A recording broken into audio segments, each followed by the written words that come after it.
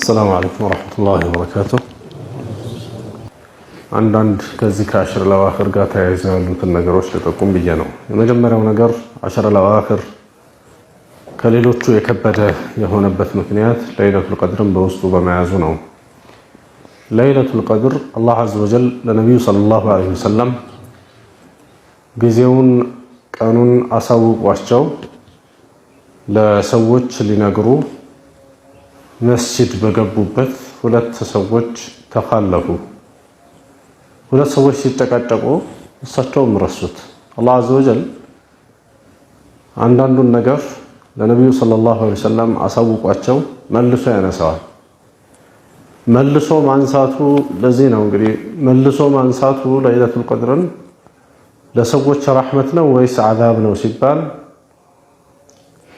ምንም ሸክ የለውም ረሕመት ነው።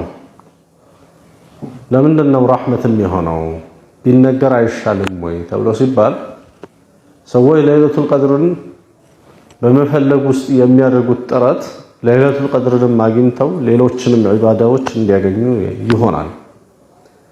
በዚህ የተነሳ አለማሳወቁ የተሻለ በመሆኑ አላህ ዐዘ ወጀል እንደ ሰበብም አድርጎ ይህንን ኺላፍ አንስቶታል።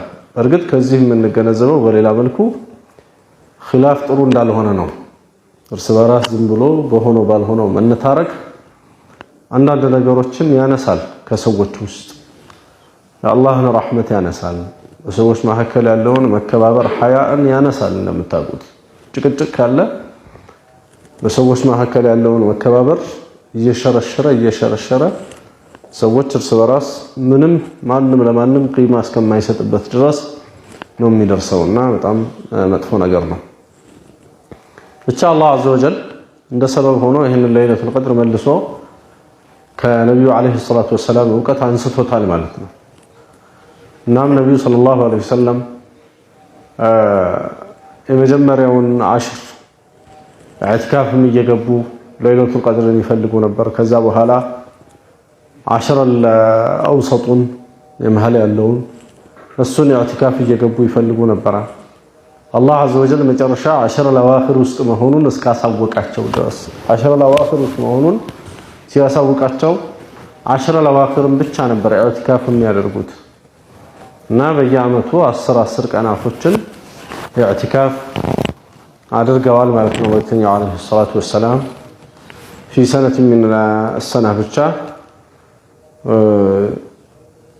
ይህንን ለይለቱል ቀድር ወደ አሽረል አዋኺር መሆኑን ባወቁበት ወደ 20 ቀናቶች ኢዕቲካፍ እንደገቡ ተነግሯል። አልሙሂም ነብዩ ሰለላሁ ዐለይሂ ወሰለም ኢዕቲካፍ ያደርጉ ነበረ። በዚህ በአሽረል አዋኺር ብዙ ዒባዳቸውን ይጨምሩ ነበር። ይሄ ሁሉ የኢዕቲካፉም የዒባዳ መጨመሩም መንስኤ ለይለቱል ቀድርን ለመፈለግ የሚደረግ ጥረት ነው። መልእክተኛው ዓለይሂ ሰላቱ ወሰላም በተግባርም ብቻ ሳይሆን በምላሳቸውም ሌሎችንም አነሳስተው መክረው ተሐረው ለይለቱል ቀድሪ ፊ አልዓሽር አልአዋኺር ብለዋል። በአሽር አልአዋኺር ለይለቱል ቀድርን ፈልጉ ብለው መልእክተኛው ዓለይሂ ሰላቱ ወሰላም ብለዋል። ቤተሰቦቻቸውንም በእነዚህ 10 ሌሊቶች ይቀሰቅሱ ነበር። ከሌላው ጊዜ በተለየ መልኩ አይቀዛ አህለሁ ወሸደ ሚእዘረሁ ሽርጣቸውን ጠበቅ ያደርጉ ነበረ። ቤተሰቦቻቸውን ይቀሰቅሱ ነበር ይላል ሐዲስ ላይ። ወአሕያ ለይለሁ ሌሊታቸውን ህያው ያደርጉ ነበር። እዚህ ሌላው እንደው ብዙ ሰው ይቸገርበታል ይመስለኛል። እንደውም ይሄ መሰላ ወአሕያ ለይለሁ የሚለው ሌሊታቸውን ህያው ያደርጋሉ የሚለው ሙሉ ለምሳሌ ሌሊቱ 12 ሰዓት ቢሆን ፀሐይ ከጠለቀችበት ይዞ ፀሐይ እስከሚወጣበት ያለው ወይም ፈጅር እስከሚወጣበት ያለው ነው ለይል የሚባለው። ይሄ 12 ሰዓት ቢሆን 12ቱንም ሰዓት ምንም አይነት እንቅልፍ ውል ሳይልባቸው ይቆያሉ ማለት አይደለም። ትንሽን አንድ ሰው ቢያርፍ በመሐከል 30 ደቂቃ ቢያርፍ የመሳሰለ ሌሊቱን ህያው አደረገ ከሚለው ሐሳብ ውስጥ አይወጣም። ለዚህ ማሳያ የሚሆኑ ሐዲሶችም አሉ። መልእክተኛው ዓለይሂ ሰላቱ ወሰላም ለምሳሌ የ21ኛው ቀን ሌሊት ላይ ንጋቱን በጭቃ ስጁድ ሳደርግ ተመለከትኩኝ በመናሜ ይላሉ። የት ነው መናሜ ያዩት ታዲያ ካልተኙ? ስለዚህም የተወሰነ ደቂቃ ማረፉ አንድ ሰው ይህንን ባለማወቃቸው ብዙ ሰዎች ናቸው እንደው የሚከስሩት ነው የምለው የሚከስሩት። ለምን ለምሳሌ 27ኛው ሌሊት በአንዳንድ መሳጅዶች ሙሐደራ ምናምን ይባልና ሰው ምንም ሳያርፍ እንደዛው ይታደራል። እዛ ተሐጁዱን ወንድ ነኝ ያለ ነው የሚጨርሰው። ከዛ ሁሉም ሰው እንደውም የመጀመሪያው ስጁድ ላይ ማለት ይቻላል ሁሉም ሰው خلاص كأنهم ኒያም ሁላቸውም ተንተርሰው የተኙ እስከሚመስሉ ድረስ ማንም ሰው ቀና ብሎ ወደ ቂያም ወደ ሁለተኛው ረክዓ በማይቆምበት ቀድር ሰው ሁሉ ድክም ይላል። እንግዲህ ሸርዑን ካለመረዳት የሚመጣ ነውና እንደዚህ መሆን የለበትም። አንድ ሰው ተሐጁዱ የሚያቅተው ከሆነማ እንደውም በደንብ ነው ማረፍ ያለበት። ካልቆመው ካልሰገደው ምን ዋጋ አለው? ስለዚህ ሌሊቱን ሙሉ ህያው አደርጋለሁ ብሎ አንድ ሰው ሙሉ ለሙሉ በማይችልበት ቀድር ቆሞ መስገድ በማይችልበት ቀድር ራሱን ለፈተና ማጋለጥ የለበትም ማለት ነው። የተወሰነ አንድ 30 ደቂቃ 20 ደቂቃ እስከ 40 ደቂቃ ሊሆን ይችላል አርፎ በደንብ ሶላቱን በሚሰግድበት ቀድር መዘጋጀት አለበት። የዚህ አይነት ድካም ያለው ሰው አይ እኔ ደግሞ ሌሊቱንም ብቆይ ሙሉ ለሙሉ ምንም ችግር አያመጣብኝም ሶላቴ ላይ የሚል ሰው ካለ ደግሞ የዚህ አይነቱ የአላህ ፈضል ነው። እንኳን አይደለም ማረፍ እኮ ዋጅብ አይደለም። ማረፍ ለሌላው ዒባዳ ማጠናከሪያ እንዲሆን ነው እንጂ ማረፍ ራሱ ዋጅብ አይደለም። ስለዚህ ሰውየው 3 ቀንም 2 ቀንም በተኛ እኔ ባልተኛ ችግር የለብኝም ካለ ተኛ ተብሎ የሚታዘዝ አይሆንም። ሌሊቱንም እንደዚሁ ህያው አደርጋለሁንም እንትን ሳልል ካለ ኸይር ነው የሚሆነው። የዚህ አይነት አቅም ላለው ሰው አቅም ለሌለው ሰው ግን ቅድም እንደነገርኳቸው አላሁ ተዓላ አለይሂ ሰላቱ ወሰላም إذا نعس أحدكم في صلاته فلينم فليترك الصلاة صلاة يتونا عندك صلاة እስካንገላጀ ሶላቱን ይተውና ይተኛ ነው የሚሉት። እንግዲህ ከእንቅልፍ ጋር ምን የለም ማለት ነው ሶላት የለም። بعض الناس እንደምታዩት ነው። አንዳንድ ስጁድ እኮ ተራዊህም ላይ እኮ አንዳንድ ስጁድ ብቻ ሊሰግዱ ሰዎች አሉ። አንድ ስጁድ ይሰግዱና እነሱ ረብ እግፊር ሊ በሚለው ቦታ ያሉ ስጁድ ተደርጎ ተሸሁድ ይቀመጣል ሰው እዛ ተሸሁድ ተደርጎ ሰው ሲያሰላምት እንደሱ ያሰላምታል። እንደዚህ ያለ ሰው ብዙ ነው የገጠመኝ። ሙሂም የሉም ማለት ነው። በቃ ሶላት ውስጥ ቅልፍ ይዟቸው ሄዷል። ተራዊሁም ላይ ቀደም ብሎ ትንሽ አንድ ሰው ያው እኛ የሐበሻ ነገር ታውቃላችሁ ፕሮግራም ብዙ ይከብደናል። ራሳችንን በፕሮግራም ማስኬድ ትንሽ ከበድ ስለሚለን ራሳችን እንጎዳለን እንጂ ሰዓቶች አይጠፉም። አንድ ሰው ራሱን ሊያሳርፍበት የሚችል ትንሽ ሰዓት ቀነጫጭቦ አይጠፋም። ያንን መጠቀም ነው። በተለይ የሌሊቱ ሲሆን ደግሞ የተሐጁዱ የበለጠ ያመቻል። የተወሰነ አንድ ሰው አረፍ ብሎ ለዛ መዘጋጀት ነው። ለምን ከእንቅልፍ ጋር ዒባዳ አብሮ ስለማይሄድ ማለት ነው። አብሮ አይሄድም። እንደውም መልእክተኛው አለይሂ ሰላቱ ወሰላም ሶላቱን ትቶ ይተኛ ያሉበትን እኮ ምክንያት ሲናገሩ ምንድነው የሚሉት? ለዓለሁ يذهب ويستغفر فيسب نفسه استغفار አደርጋለሁ ብሎ ሰውየው እያሰበ ራሱን ሊረግም ይችላል ነው የሚሉት። ሰብ بمعنى اللعن ይመጣል። ራሱን ሊረግም ይችላል። اللهم ارحمني ለማለት ምን ሊል ይችላል? اللهم لا ترحمني ሊል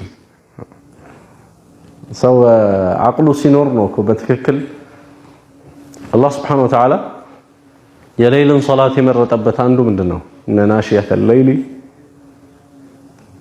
አቅወሙ ቂላ ነው የሚለው አንድ ሰው ለሚናገረው ነገር ቀጥ ያለ ንግግር እንዲናገር ይረዳዋል ነው። እንግዲህ የሚናገረውን ነገር እስከማያውቅበት ከደረሰ አንድ ሰው ሶላት እንዲሰገድ ይባላል። ኸምር ሐራም ነው ማለት ከወረደባቸው ከሆኑ ሰበቦች ውስጥ አንዱ እንግዲህ ኸምር 4 መራሒሎችን አልፏል። ከነዚህ 4 መራሒሎች 4 እርከኖች ከሚባሉት 3ኛው እርከን ላይ ሲደርስ የተባለ የነበረው 4ኛው ሳይመጣ ሶላት ላይ ብቻ ኸምርን ተጠንቀቁ፣ የሶላት አውቃቶች ላይ አትጠጡ የሚል ነው። ይሄ ላ ተቅረቡ ሶላተ ወአንቱም ሱካራ የሚለው ሰክራችሁ ወደ ሶላት አትቅረቡ ነው። ይሄ ሰበቡ ይሄ አያ የወረደበት ከሷሐቦቹ አንዱ ሰክሮ ያሰገዳቸዋል። እንግዲህ ኸምር መጀመሪያ ሐራም አይደለም ብለናል። በእርከን ነው የመጨረሻው ከባዱ ሐራም የመጣው እና ሐላል በነበረበት ጊዜ ማለታችን ነው። አሁን ስሙን አልጠቅስላችሁም። አሁን ሁሌ ቅሷ በተጠቀሰ ቁጥር ይሄ እንዳይመጣባችሁ። አልሙሂም እሱ ቁል ያ አዩሀል ካፊሩን እያሰገደ ነው። ምን ይላል ጀምሮ ሱራውን አዕቡዱ ማ ተዕቡዱን ቁል ያ አዩሀል ካፊሩን አዕቡዱ ማ ተዕቡዱን። እንግዲህ እናንተ የምታመልኩትን አመልካለሁ እያለ ነው። ኸምር ሰው ከሰከረ ምን የሚለው ነገር እኮ አይያዝበትም በሚዘባርቅ። እንደዚህ ነው የመጨረሻው አያ የመጣው ማለት ነው። አልሙሂም ሰው እንቅልፍ ኖሮት ወደ ሶላት መግባት እጅግ አስቸጋሪ ነው የሚሆነውና መስገድም ደግሞ ይኖርበታል። አይ እንደዚህማ ከሆነ እንደውም ጥሩ ማረፍ ነው እንጂ ተብሎ ደግሞ መባል የለበትም። ሶላቱም እጅግ አስፈላጊ ነው። 10 ለዋኺር ነው። አንድ ሰው ዒባዳ ካልሰራበት በስተቀር ሶላቱን ካላጠናከረ በስተቀር እንደዚሁ የሚቀራውን ቁርአንም ካላጠናከረ በስተቀር እሱም አይሆንም። ስለዚህ ሁለቱንም አንድ ላይ ማስኬድ ነው። ራሱን ማሳረፍ በፕሮግራም የተወሰነ ሰዓት አድርጎለት በቀኑም ይሁን በሌሊት የሆነችን ሰዓት መያዝና ለራሱ ማሳረፍ። ሁለተኛው ደግሞ በትክክል ዒባዳው ላይ መጠንከር። ይሄ ከእያንዳንዳችን ይጠበቃል ማለት ነው። ከዚሁ ጋር ተያይዞ ለይለቱል ቀድር የሚባለውም አንዳንድ ስህተቶች አሉ እናስባቸው። እነዛ አላረ ከነዛ ውስጥ አንዳንዱ ሰው ፍራሽ አውጥቶ ምን ብሎ ተሰብስቦ ከሰዎች ጋር እያወራ እንደዚህ ነው ማንን የሚጠብቀው? ለይለቱል ቀድርን የሚጠብቀው። ውጭ ወጥቶ በደንብ ሻይና ቡናውን እየጠጣ እየተጫወተ ሌላም ነገር ሊኖር ይችላል። እንግዲህ ሞቅ እያለ በዚህ አይነት ነው የሚጠብቀው ለይለቱል ቀድር ማለት ነው። ይሄ ፍጹም ስህተት ነው። በእርግጥ ለይለቱል ቀድር ታይቷቸዋል አይተዋል እየተባለ የተዘከረላቸው ሰዎች በታሪክ ውስጥ እናያለን። ግን ሁሉ እኮ ታሪክ የተጻፈው ሁሉ ትክክል አይደለም። ለምሳሌ ከዚህ በፊት በነበሩት ሰዎች ውስጥ በታሪኮች ውስጥ አንዳንዶቹ ምናልባት ተወርዋሪ ኮከብ ሳይተው ቢሆን አዩ የተባሉ ሰዎች ይመታል። አሁንም ዛሬ ራሱ ተወርዋሪ ኮከብ እያዩ ለይለቱል ቀድር አይተናል የሚሉ ሰዎች አሉ። ስለዚህ የዚህ አይነት ቅሳዎችም ሊሆኑ ይችላሉ። እነዚህ አይተናል ምናምን የሚሉት ቅሳዎች ማለት ነው። ማየት የሚባለው ትክክለኛው ማየት አላህ አዘ ወጀል ሰውየው ልቡ ላይ የሚፈጥረው ስሜት ነው። በዛን ቀን ዒባዳ እያደረገ የተለየ ስሜት ካለው ይሄ አንዱ ኢሻራ ነው፣ እንደ ምልክት አንዱ ይሄ ነው። ሁለተኛው ቅድም እንዳልኩት ነብዩ ሰለላሁ ዐለይሂ ወሰለም ላይ የተከሰተው ትንሽ አረፍ ባለበት ባንገላጃበት አላህ ሱብሓነሁ ወተዓላ እቺ ሌሊት መሆኗን በተኛበት በመናሙ ኢሻራ ካደረገለት በዛሂር ለማየት ሐዲስ ላይ በዛሂር የሚታይ ነገር ስንፈልግ ካለፈ በኋላ ነው አንድ ምልክት የምናገኘው። ሁሉ የምትሰሙት ባጢል አንድ ምልክት ብቻ ነው የምናገኘው። ያችን ምልክት ካለፈ በኋላ ዛሬ ሌሊት ላይ ሌሊቱ ለይለቱል ቀድር እንደነበረ ማሳያው ተብሎ ሐዲስ ላይ ተጠቀሰው ንጋቱ يكون صبيحتها تكون الشمس في صبيحتها بيضاء نقية لا شعاع لها إلى الحديث ጥርት ያለች بيضاء ነው የምትሆነው ነጭ ነው የምትሆነው ፀሐይቱ ለሷ ጨረር የሌላት ነው የምትሆነው የሚል ሐዲስ አለ። ይሄን ብቻ ነው የምናገኘው ሐዲስ ከዚህ ውጪ ምልክት ተብሎ የተባለ ነገር ሐዲስ ላይ አናገኝም። ምልክት ተብሎ ነው ማለት ምልክት። ስለዚህ ሌላው ነገር በአጠቃላይ እንሰማው ውሃው ጣፋጭ ያልሆነ ውሃ መራራ የሆነ ውሃ ወደ ጣፋጭ ቀየራል እንደዚህ አይጮህም እንደዚህ የሚባለው ሁሉ አስተያየቶች ናቸው እንጂ የሚሆኑት ደሊል የላቸው። እነዚህ በርግጥ አንዳንዱ አስተያየቶች ከየት ነው የሚመነጩት? ሰላሙን هي حتى مطلع الفجر ከሚለው ሰላም የሚለው ውስጥ የአየሩ ሰላም መሆን የነገሮች አለመንጫጫት እንደዚህ እያለ ሰው በዚህ ሊወስደው ይችላል። ከዛ የመጡ ናቸው እንጂ ግልጽ የሆኑ ማስረጃዎች ኖሮን አይደለም ሰዎች እንደዚህ ብሎ ሲያወሩ የምትሰሙት ማለት ነው። ራሱ ይሄ ራሱ የፀሐይቱ መውጣት በዛ ንጋት የሌሊቱል ቀድር ንጋት ላይ ፀሐዩ ጨረር አይኖረውም የሚለው ሐዲስ ራሱ በዑለሞች መካከል ሁለት አይነት አስተያየት አለ። በየሌሊቱል ቀድር በሆነ ቁጥር ይህ ይከሰታል ማለት ነው ወይስ በነብዩ ሰለላሁ ዐለይሂ ወሰለም ዘመን የነበረው ያቺ ሌሊቱል ቀድር ላይ ምልክቱ ያ ነበር ማለት ነው? የአንድ ጊዜ ምልክት ነው ወይስ ሁሉ ጊዜ ተደጋጋሚ ምልክት ነው የሚል ተሳሰባል። ስለዚህ እነዚህን ነገሮች አንድ ሰው ወደ ጎን ትቶ ምን ላይ ነው ማተኮር ያለበት ማለት ነው? ኢባዳው ላይ ነው ማተኮር ያለበት። ነብዩ አለይሂ ሰላቱ ወሰላም አህያ ላይል የሚለውን የምናገኘው በጣም ጥቂት ሰዓት አርፎ ሊሆን ይችላል ወይም ላያርፉም ይችላሉ። እሳቸው ኢባዳ ላይ ጉልበት ስላላቸው እንዳረፉ ግን ቀደም የተወሰነ የነው ማስረጃ አለ። አጠቃላይ ይጠነክራሉ ማለት ነው። በዒባዳ ላይ የተፈለገው ይሄ ነው። በዒባዳ ላይ ይጠነክራሉ።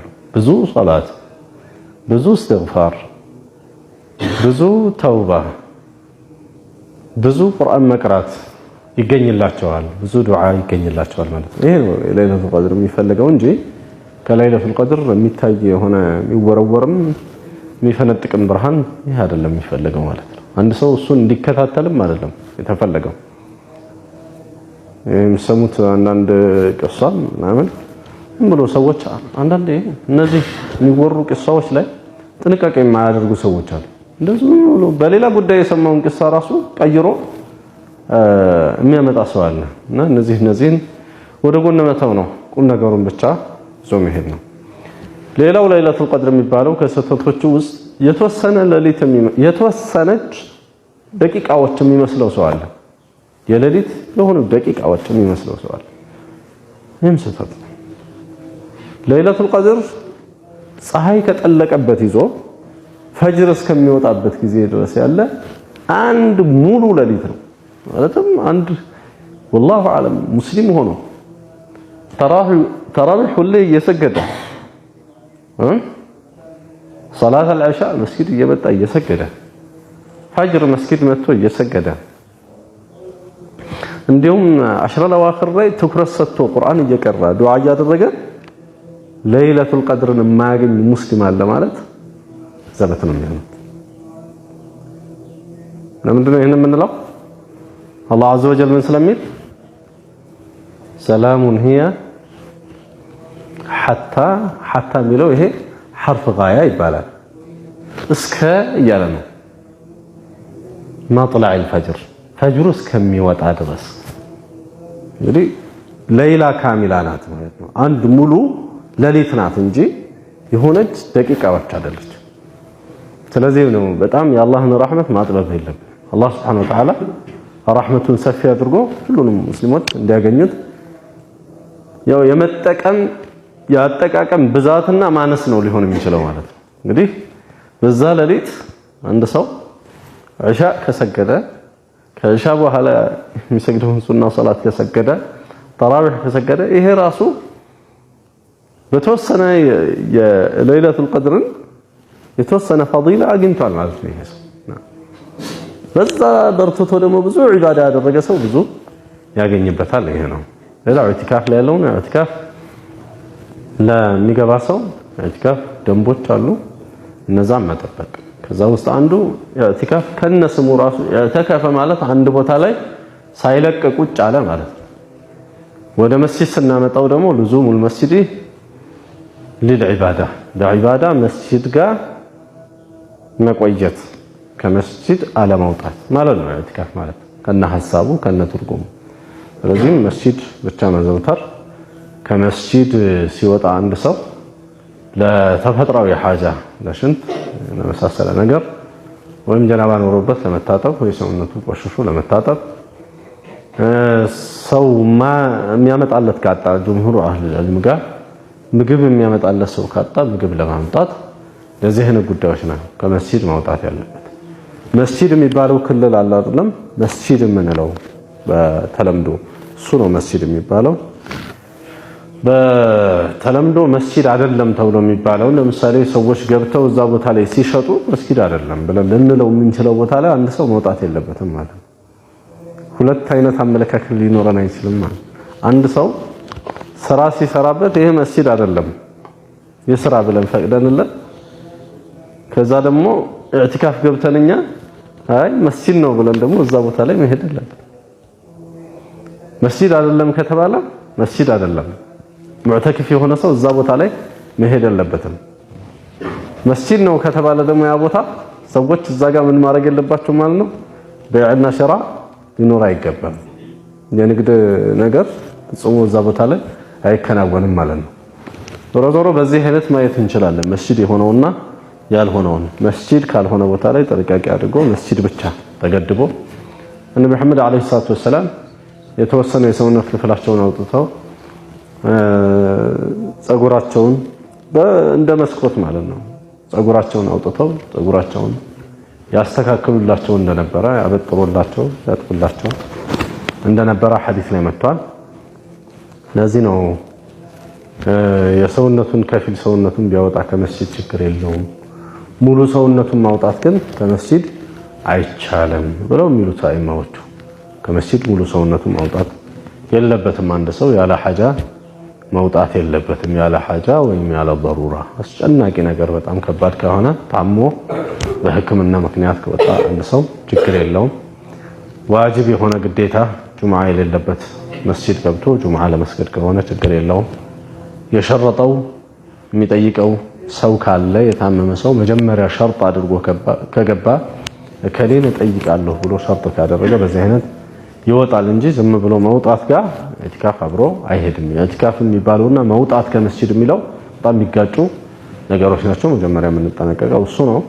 ሌሎቹ ነገሮች እንኳን ብዙ እኛ የሚያሳስቡ አይደሉም። የሚጠቀሰው ዋናው ወላ ተባሽሩሁነ ወአንቱም ዓኪፉነ ፊል መሳጅድ የሚለው አያ ጋር ተያይዞ ሙባሸራ ፊል መስጂድ ጅማዓ ይህንን ነው ዑለሞቹ የሚጠቅሱት ማለት ነው። ዋናው እኛን የሚያሳስበንን ጠቅሼዋለሁ። ከኢዕቲካፍ ጋር ትልቁ ኢዕቲካፍ ውስጥ የሚያስፈልገው ነገር መነጠል ነው።